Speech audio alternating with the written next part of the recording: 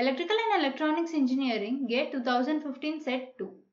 The coils of a wattmeter have resistances 0.01 ohm and 1000 ohm. Their inductances may be neglected. The wattmeter is connected as shown in the figure to measure the power consumed by a load which draws 25 ampere at a power factor of 0.8. The voltage across the load terminals is 30 volt. The percentage error on the wattmeter reading is dash.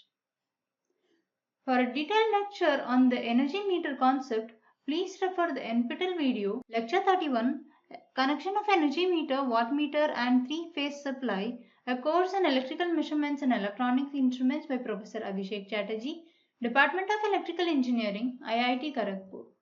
Let's have a look at the basic concept involved to solve this problem.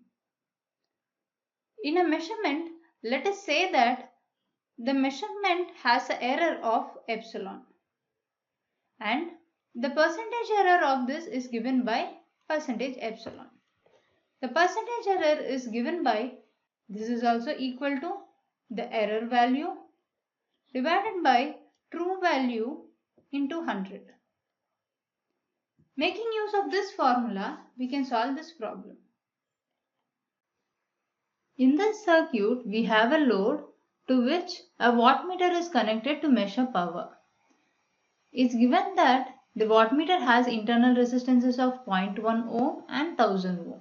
This is the current coil resistance and this is the pressure coil resistance. It's mentioned that the inductances can be neglected. And this wattmeter is connected across the load terminals.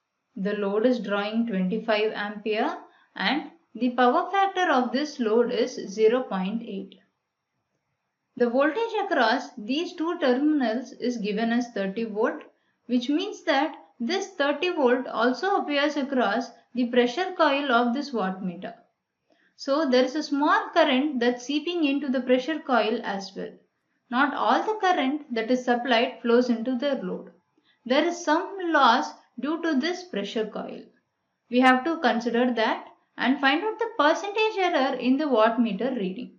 Under ideal conditions, the power consumed by the load will be 25 amperes into 30 volt into the power factor 0.8. This is equal to 600 watt.